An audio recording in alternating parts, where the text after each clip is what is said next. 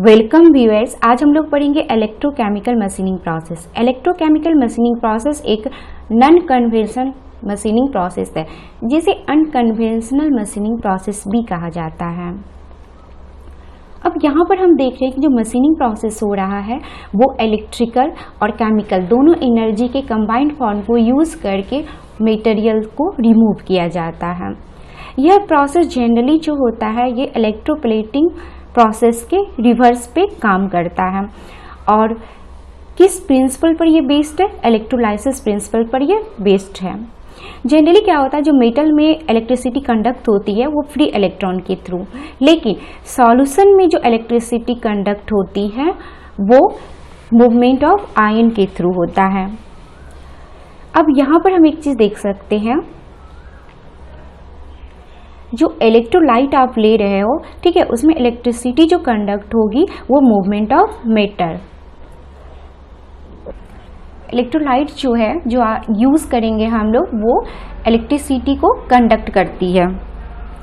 तो इलेक्ट्रोलाइट क्या करेगा? प्लाज्मा को क्रिएट करता है, जिसके थ्रू मटेरियल्स को वो रिमूव करेगा इवेपोरेशन करके। लेकिन इस प्रोसेस में टेम्परेचर ग्रेडियंट जो होता है बहुत ही लो होता है, जिसके कारण स्पार्क का क्रिएशन नहीं होता। जैसा कि आप देख रहे थे कि इडियम में क्या होता है कि वहाँ पर स्पार्क के थ्रू होता है, लेकिन यहाँ पर स्पार्क के थ्रू मशीनिंग प्रोसेस नहीं हो रहा है, क्योंकि टेम्परेचर ग्रेडियंट यहाँ बहुत ही कम होती है। इस प्रोसेस में जनरली जो करंट होता है बहुत ही हाई, लेकिन वोल्टेज बहुत ही कम यूज किया जाता है। इस फिगर में हम देख सकते हैं ये टूल है और ये वर्क पीस है। ईसीएम प्रोसेस में जनरली टूल को निगेटिव टर्मिनल और वर्क पीस को पॉजिटिव टर्मिनल के थ्रू कनेक्ट किया जाता है। टूल और वर्क पीस के बीच में इलेक्ट्रोलाइट जो है वो फ्लो करती है। डिसॉल्यूशन रेट, ठीक है, गैप अगर कम होगा तो डिसॉल्यूशन रेट ज्यादा होगा, और अगर गैप ज्यादा है तो डिसॉल्यूशन रेट जो होगा वो कम होगा। डिसॉल्यूशन रेट क्या वर्क पीस पर होता है, ठीक है, जिससे वो मटेरियल्स रिमूव होता है जिस रेट से। Actually work piece positive terminal से कनेक्ट होता है, तो ये एनोडिक बिहेव परफॉर्म करती है, और टूल जो है वो कैथोडिक, क्योंकि ये निगेटिव टर्मिनल से कनेक्ट होता है पावर सप्लाई के। करंट डेंसिटी गैप के इन्वर्सली प्रोपोर्शन होता है, इसीलिए जो material rate MRR material removal rate या डिसॉल्यूशन रेट जो है वो डिपेंड करेगा गैप पे। एक्चुअली क्या होता है कि वर्क पीस जो है उसको फिक्स कर दिया जाता है इलेक्ट्रोलाइट कंटेनर में, लेकिन टूल जो डाउनवर्ड मोशन में ये फीड करती है, जिसके कारण जो टूल का जो शेप होता है वही same to same work piece पर कैविटी बनती है मशीनिंग प्रोसेस के थ्रू। इस फिगर में आप देख सकते हैं टूल का शेप जो है ये बिल्कुल इस तरह से है, और वर्क पीस पर भी मशीनिंग जो हो रहा है वो जो आप शेप देख रहे हैं वो शेप टूल का शेप ही यहाँ पर ये रिगेन कर रही है। ईसीएम प्रोसेस के थ्रू जो प्रोडक्ट फाइनलाइज मतलब जो मशीनिंग किया जाता है वो इस शेप जो आप देख रहे हो ये ईसीएम प्रोसेस के थ्रू मशीनिंग करके बनाया गया है। यहाँ पर भी हम फिगर के हेल्प से समझ सकते हैं जो इनिशियल स्टेज है ईसीएम का इलेक्ट्रोकेमिकल मशीनिंग प्रोसेस का वो बिल्कुल इस तरह से, ये टूल है और ये वर्क पीस है, ठीक है। और ये रहा गैप, जिसमें कि बहुत ही कम गैप रखा जाता है, ठीक है, उसकी मैं अप्रॉक्स बता दे रही हूँ वैल्यू, और ये इलेक्ट्रोलाइट इसमें फील्ड होता है। जरूरी नहीं है कि सबमर्ज्ड ही हो दोनों टूल और वर्क इलेक्ट्रोलाइट में, सिर्फ पंप के थ्रू इसे पंप करवाया जाता है। तो जो शेप टूल का है आप देखोगे जब मशीनिंग होता है तो टूल जो है वो सिर्फ मूवमेंट करती है, वर्क पीस जो है वो कांस्टेंट एक ही पोजीशन पे रहता है, और वर्क पीस पे जो आफ्टर मशीनिंग जो शेप है वो बिल्कुल टूल के शेप के जैसा ही है। तो यहाँ पे अब हम लोग इक्विपमेंट की बात करेंगे जो यूज किया जाता है इलेक्ट्रोकेमिकल मशीनिंग प्रोसेस में। तो इलेक्ट्रिकल केमिकल मशीनिंग प्रोसेस में power supply, electrolyte filtration and delivery system, tool feed system, working tank. ये जो 4 देख रहे हो, ठीक है, यही यूज किया जाता है। फर्स्ट में आपने इंट्रोडक्शन देखा, सेकेंड में प्रिंसिपल और थर्ड रहा इक्विपमेंट। अब यहाँ पे पावर सप्लाई, ये दूसरा है electrolyte filtration and delivery system, जो फिल्टर किया जाता है, ठीक है, फिल्टर। तीसरा है टूल फीड सिस्टम, ठीक है, ये जो आप देख रहे हैं ये टूल फीड सिस्टम है। और वर्किंग टैंक, ये रहा working tank. Power supply, power supply जो सिस्टम है इसमें आप देखोगे कि डीसी वोल्टेज के थ्रू टूल और वर्क पीस के बीच में पोटेंशियल डिफरेंस क्रिएट कराया जाता है। वोल्टेज जो है वो लो वोल्टेज यूज किया जाता है, जबकि करंट हाई वोल्टेज की अगर हम बात करें तो 2 to 30 वोल्ट के अप्रॉक्स। तो आप देख रहे हो जो यहाँ पर पावर सप्लाई है उसकी निगेटिव टर्मिनल को टूल से और पॉजिटिव टर्मिनल को वर्क पीस से कनेक्ट किया जाता है।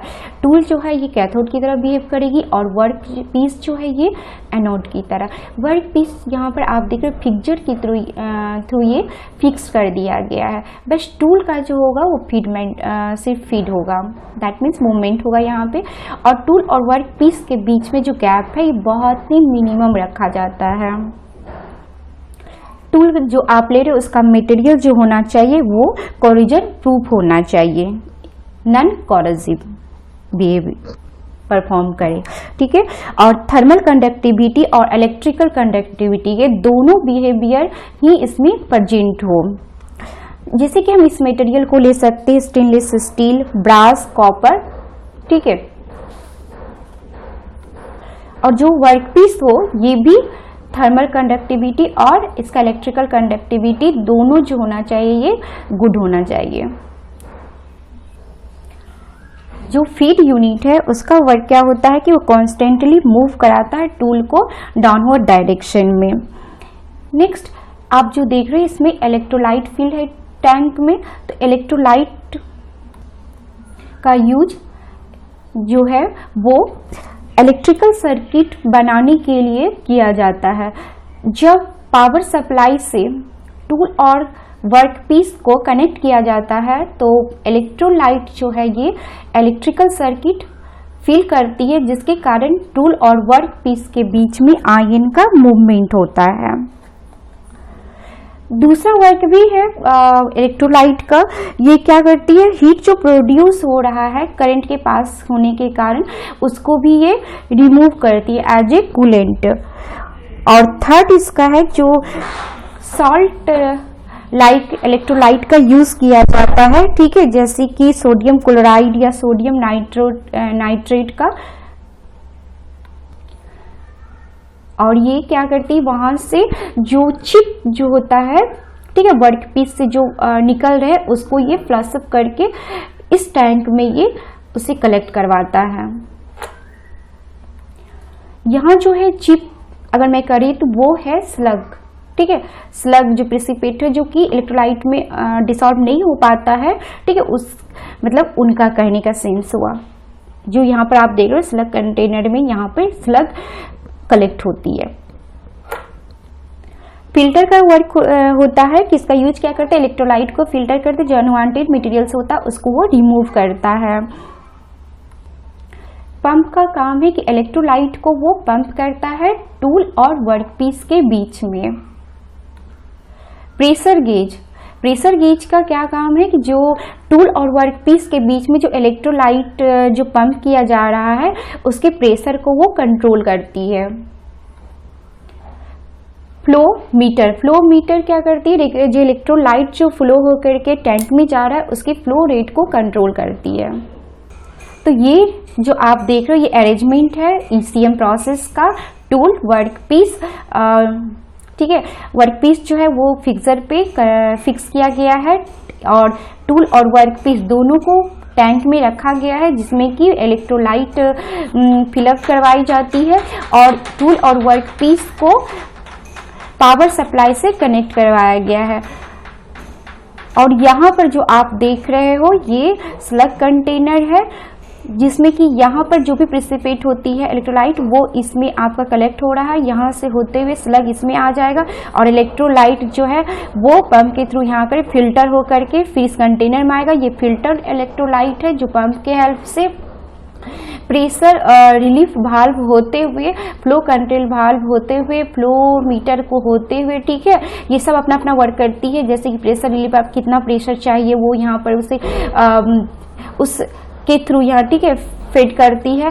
और आप देख रहे हो यहाँ से भी जो फ्लो कंट्रोल वाल्व है ये फ्लो को रेगुलेट करती है फ्लो मीटर होते हुए, और प्रेशर गेज जितना प्रेशर उसकी होनी चाहिए वो यहाँ पर नोट डाउन करवाया जाता है, ठीक है। और यहाँ से टूल होते हुए इस गैप में इलेक्ट्रोलाइट को फैड अप करवाया जाता है टूल और वर्क पीस के बीच में।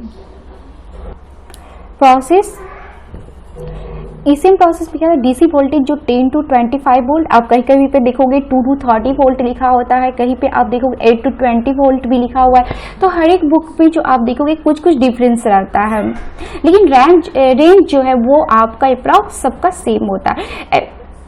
ये लो वोल्टेज है, अप्लाइड करवाया जाता है किसके बीच में, टूल और वर्क पीस के बीच में, ठीक है। यहाँ जो है वर्क पीस जो है वो डिसॉल्व होता है इलेक्ट्रोकेमिकल रिएक्शन प्रोसेस के थ्रू, और टूल का जैसा शेप है ऐसा ही वर्क पीस का शेप यहाँ पर बनता है।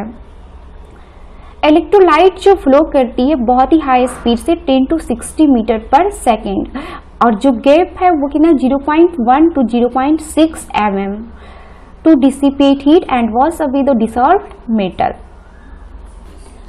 अब हम लोग यहाँ पर डिस्कस करेंगे कि वर्क कैसे करती है, ये प्रोसेस जो है ये वर्क कैसे करती है। तो सबसे पहले क्या होता है, जो इलेक्ट्रोलाइट है, ठीक है, उसको पंप करवाया जाता है पंप के थ्रू टूल और वर्क पीस के बीच में, ठीक है, यहाँ पे जो टैंक में। अब पंप और सिस्टम के बीच में, ठीक है, पंप और सिस्टम के बीच में फिल्टर को यूज किया जाता है जो इलेक्ट्रोलाइट को फिल्टर करके अनवांटेड मटेरियल्स को बाहर कर देती है, और फिल्टर इलेक्ट्रोलाइट को ही ये टैंक में फ्लो करवाती है। जब इलेक्ट्रोलाइट यहाँ पर, ठीक है, इस गैप में पहुंचती है उस वक्त ही जो पावर सप्लाई उसके थ्रू टूल और वर्क पीस को कनेक्ट करवाया जाता है। तो इस वक्त क्या होगा कि जो पॉजिटिव आयन और निगेटिव आयन है ये दोनों फ्लूइड के थ्रू फ्लो करना स्टार्ट करती है। जब पॉजिटिव आयन वर्कपीस से टूल की ओर ये फ्लो करना स्टार्ट करता है तो इलेक्ट्रोलाइट जो है ये इसे टूल की ओर जाने से पहले इसे रोक देती है, ठीक है।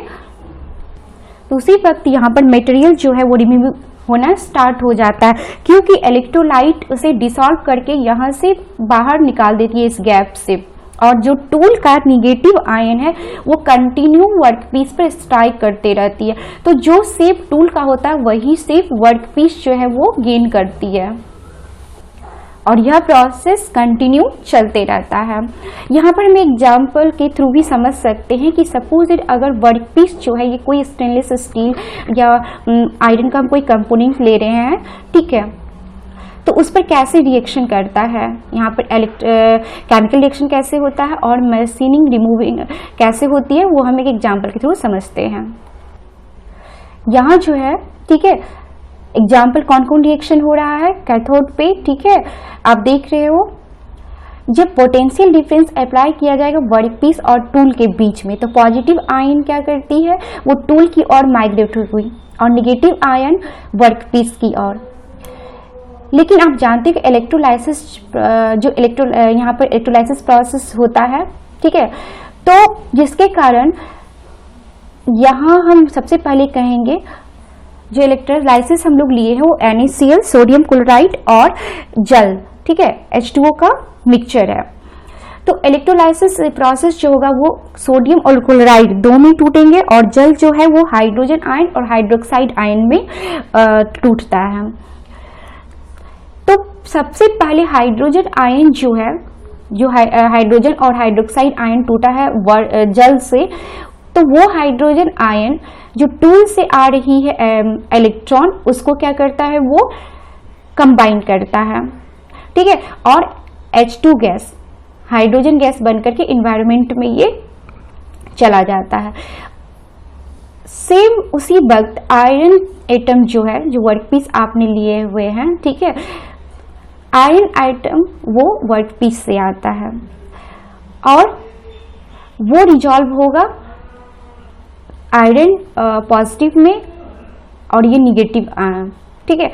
जब इलेक्ट्रोलाइट आयन जो है, ठीक है, ये वो कंबाइन किससे करता है, जो सोडियम क्लोराइड है, यानी सोडियम प्लस क्लोराइड, सोडियम आपका पॉजिटिव और क्लोराइड जो है वो निगेटिव आयन है, तो निगेटिव आयन और पॉजिटिव आयन, ठीक है, ये कंबाइन करता है और बनाता है आयरन क्लोराइड FeCl2। और सोडियम जो है, ठीक है, जो सोडियम क्लोराइड यानी सोडियम का जो पॉजिटिव आयन है वो कंबाइंड करता है हाइड्रोक्साइड आयन से और ये बनाता है सोडियम हाइड्रोक्साइड। अब आयरन क्लोराइड और आयरन ऑक्साइड, क्योंकि आयरन ऑक्साइड से भी कंबाइन करके आयरन ऑक्साइड बनाती है, ये दोनों जो है ये स्लज के फॉर्म में प्रेसिपिटेट होता है और ये इलेक्ट्रोलाइट में सॉल्युबल नहीं होता है। तो इस स्लज को बाहर निकाल दिया जाता है, ठीक है, और उसी वक्त आप देखते हो कि मशीनिंग प्रोसेस जो है वर्कपीस से होते रहता है। फिगर के हेल्प से हम यहाँ पर समझ सकते हैं, ये रहा वर्कपीस और ये है टूल, ठीक है, और जो इलेक्ट्रोलाइट ले रहे हो आप वो है सोडियम क्लोराइड प्लस वाटर। तो सोडियम क्लोराइड जो है वो सोडियम आयन और क्लोराइड आयन इस दोनों में ये टूटता है, सोडियम और क्लोराइड आयन में, और जो वाटर है वो हाइड्रोजन आयन और हाइड्रोक्साइड आयन में टूट रहा है। आप देख रहे टूल से क्या है, इलेक्ट्रॉन्स इवॉल्व हो रही है और वर्क पीस से यहाँ पर क्या पॉजिटिव आयन हो रहा है, ठीक है। तो ये मेटल पॉजिटिव आयन हम कहेंगे, ये मेटल आप जो जिस भी चीज का ले रहे हो, यहाँ पर हम लोगों ने आयरन लिया है स्टेनलेस स्टील, तो यहाँ आयरन की बात करें तो ये पॉजिटिव, ठीक है, आयरन है। अब ये क्या करता है, इलेक्ट्रोलाइसिस प्रोसेस के थ्रू जो इलेक्ट्रोलाइट टूटा है पॉजिटिव और निगेटिव आयन में, टूल का नहीं, ठीक है, इलेक्ट्रोलाइट का, उसके क्लोराइड आयन या निगेटिव आयन से कंबाइंड होकर के बना रहा है FeCl2 और उसी वक्त Fe हाइड्रोक्साइड आयरन से भी कंबाइंड हो गई, पॉजिटिव और निगेटिव है करके यहाँ पर FeOH2 का फॉर्म कर रहा है। और हम देख रहे हैं जो सोडियम है, ठीक है, Na+, वो हाइड्रोक्साइड आयरन से कंबाइंड करके सोडियम हाइड्रोक्साइड बनाता है, ठीक है, आप यहां पर देख सकते हो। और ये जो स्लग है, ठीक है, FeCl2 FeOH2, ये स्लग के फॉर्म में इलेक्ट्रोलाइट से बाहर निकाल दिया जाता है और ये प्रोसेस कंटिन्यू चलती रहती है। तो वर्कपीस से मटेरियल का रिमूव जो हो रहा है वो कंटिन्यू होते रहता है, जो भी डिजायर्ड शेप है तब तक आप यहाँ पर पोटेंशियल डिफरेंस और हाई करंट के थ्रू मशीनिंग करते हैं। इलेक्ट्रोकेमिकल मशीनिंग, जो मटेरियल रिमूवल रेट होगा वो क्या होगा, वर्कपीस से इंडिपेंडेंट होता है। ECM become advantageous when either the work material possesses a very low machinability or the shape to be machined is complex. Unlike most other conventional or unconventional process, here there is practically no tool wear।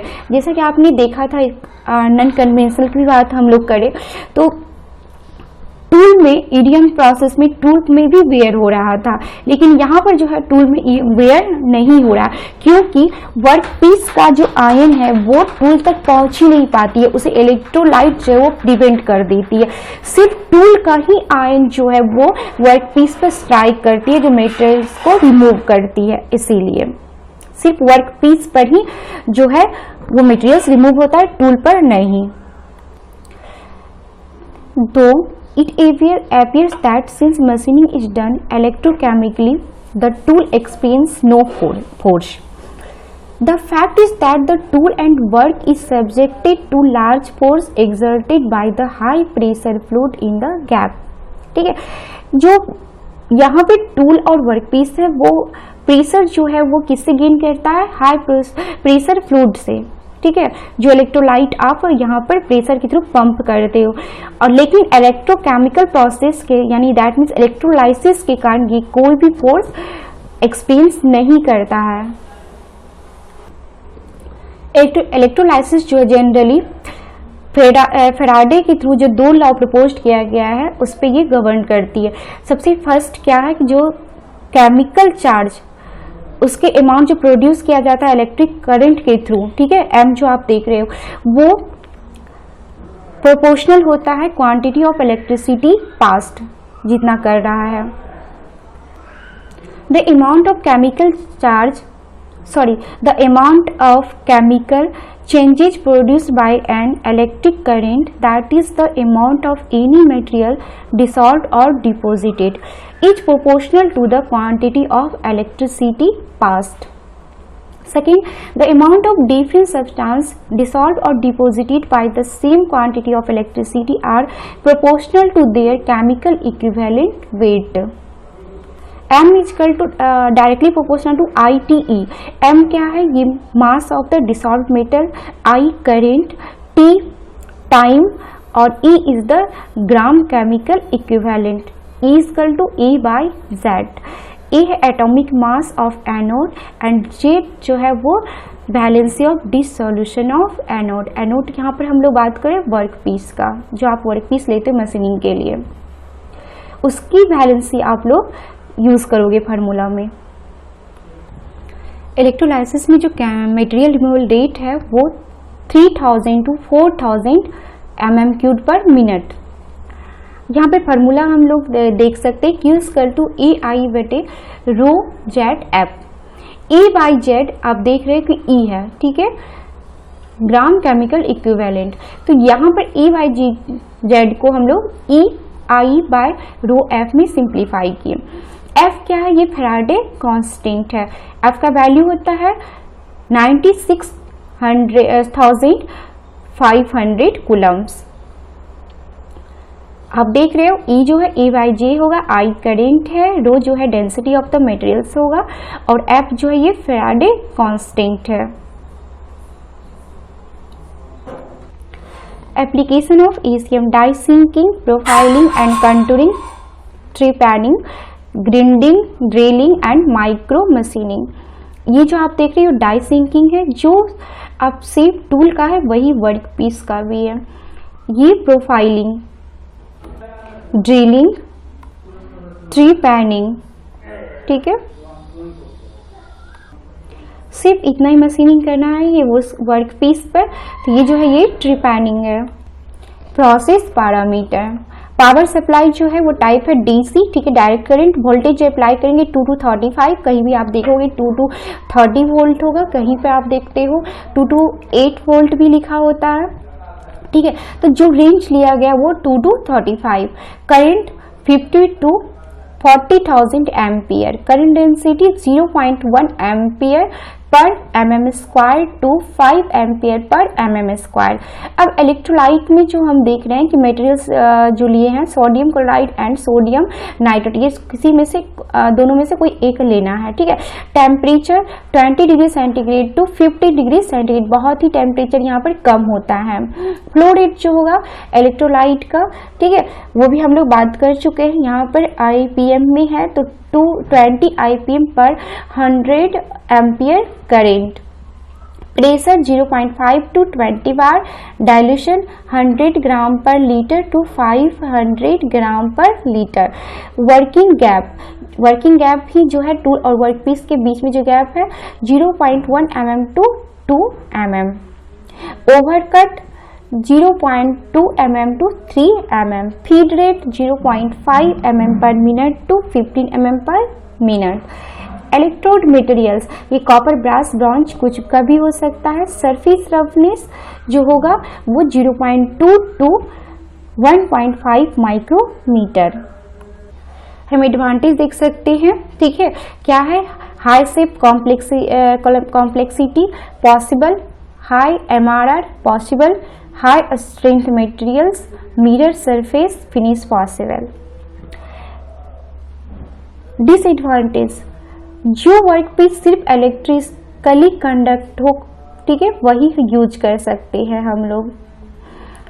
Very high tooling dedicated and equipment cost भी जो होता है इसका बहुत ही ज़्यादा होता है और पावर कंजप्शन भी हाई है।